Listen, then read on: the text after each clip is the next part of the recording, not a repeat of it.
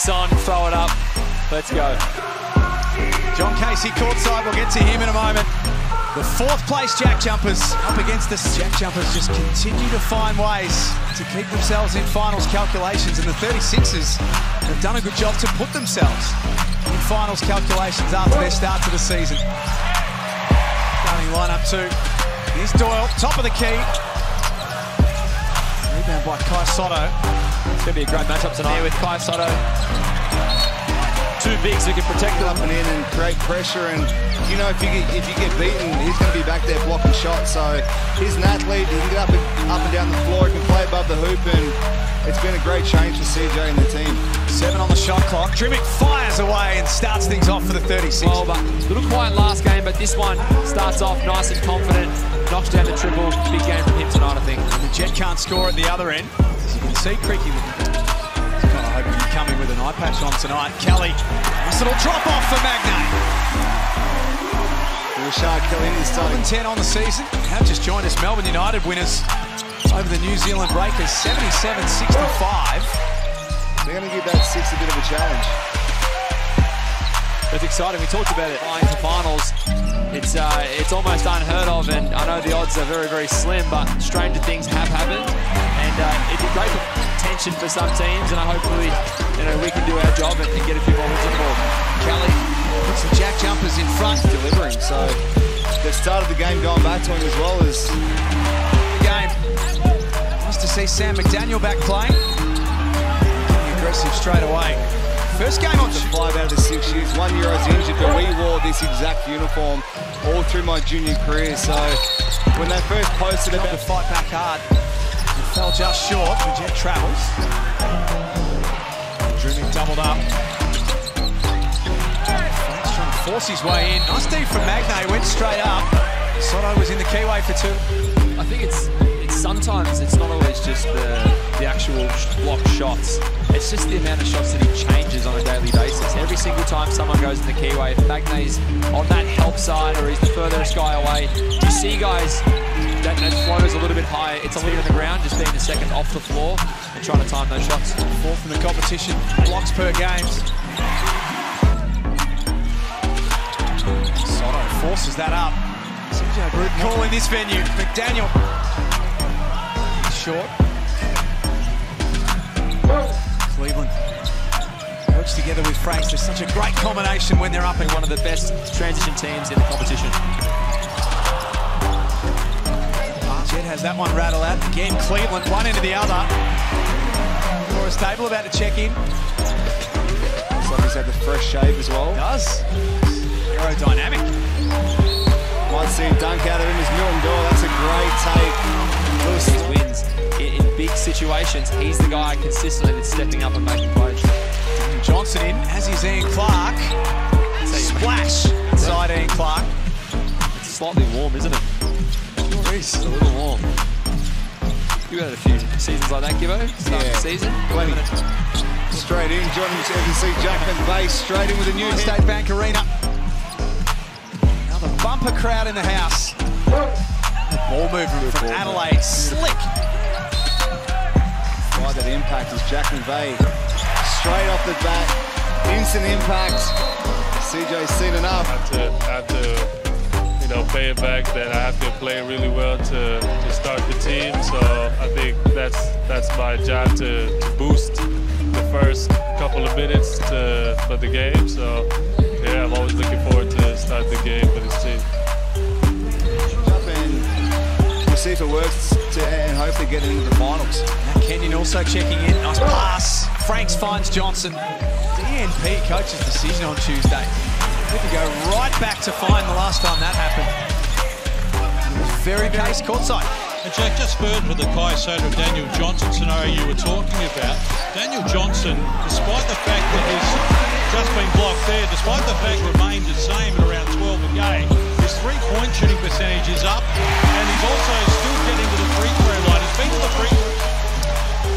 Well, he needs to get going, and Adelaide needs to get going, and that's one way to do it. Little left hand from the elbow, that's nice.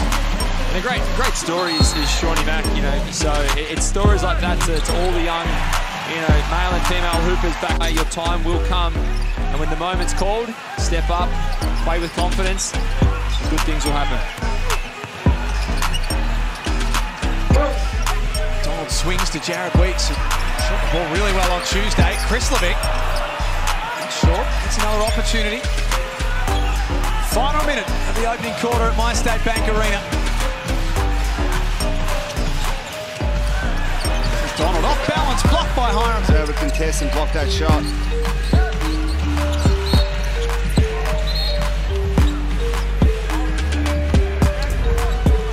And he makes safe plays on the offensive end and he's always ready to play. Johnson, the top of the key. There's a man that's always ready to play. A three-point layup for DJ. Game and shot clock almost in unison. A second or so separating the two. DJ trying to get down here. He's got to hold that for one shot.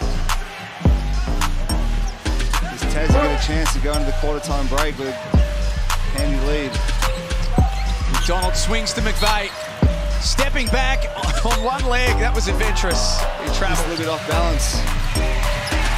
The Jack Jumpers who lead at quarter time at My State Bank Arena. 23 to fourth place, but like you said, it's a logjam in there from 4 through to 7, even 8. So 1 or 2 wins, 1 or 2 losses have gone a long way to making the top 6. Drimic couldn't score. Sotto cleans up the mess. This basket, seen as the score from earlier tonight in New Zealand. Big night for Xavier Rattan-Mays in that one. Weeks for 3. You see him from the three-point line. 52% for the season.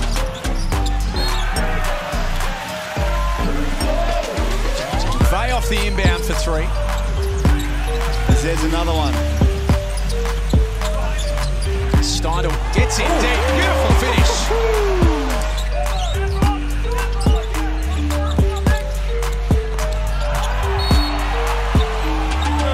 Late fouls. CJ's working.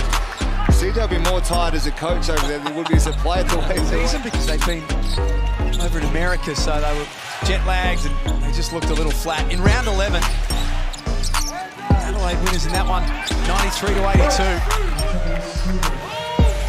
In that game in round 11, it was a 24-7 run on the way home.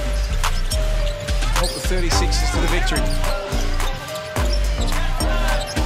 Yeah, they're obviously a different team than that first game. Is great defense to get your season started, but obviously the second game they played, they were settled, and like you mentioned, that run. You know, no matter what code it is, can compare themselves to Tassie and say that's the bar, what we want for our fans. Take the lead or tie it up off this possession. Karen steps into the 3. Daniel does a good job, keeps Drimic off in the second quarter.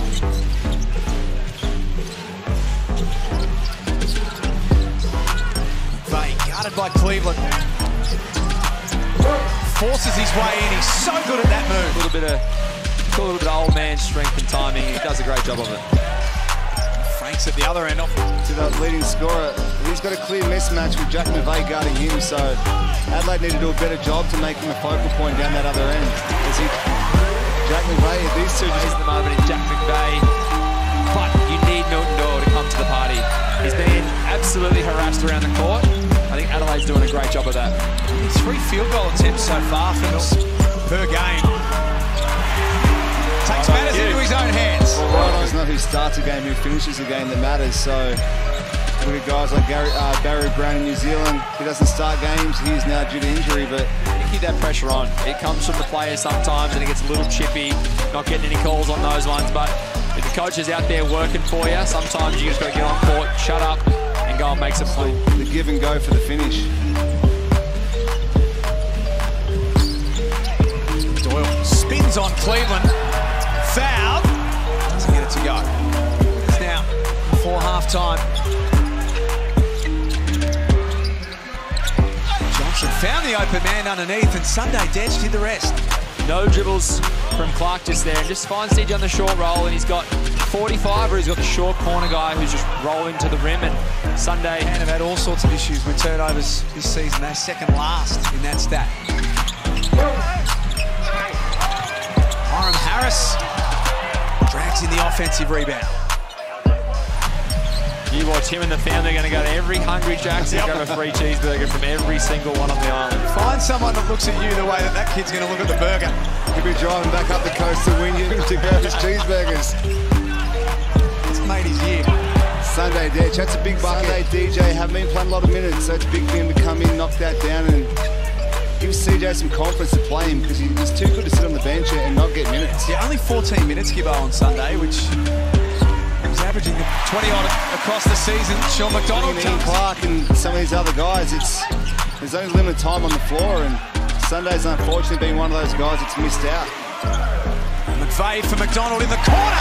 Shawnee Mag goes bang, bang. The Jack Jumpers get a bit of breathing room and push that lead back out to 7. Danger time here, and that's going to get kicked to the corner. Oh, that's a nice step back. Splash, splash. Oh, it's not great shooting percentages, but 3 in a row will soon bump your numbers up as they're up and about now. The energy's in the gym, and see it over the time around the Adelaide days, and obviously Drimmick's just such a competitor, someone who plays hard both ends of the floor, but you know, huge prop to the bearded wonder. Harris breaks that basketball, and they've done a great job so far. Sean McDonald's feeling pretty good. That time though, Kelly came flying in with the rebound. Rebound number 18 for the Jack Jumpers. McDonald short that time. 3 threes before half time is pretty high, but all pretty decent looks.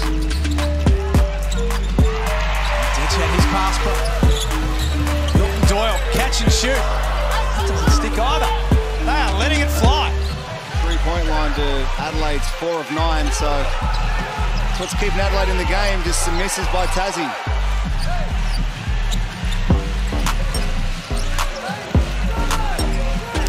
5 on the clock for Clark, and Doyle got his hands in again. It's a culture he's set within the whole club. It's not just the players on court, it's the staff, it's front office, it's everyone. So when you turn up, you know what to expect as Drimmick gets a great take to the hoop. Foul to give, so happy to consider. Little short catch. Fake handoff, there it is. Well, he didn't turn around and fade away, but the big fella finished it off nicely. It's a beautiful half from Jack McVeigh. Beautifully called by you two.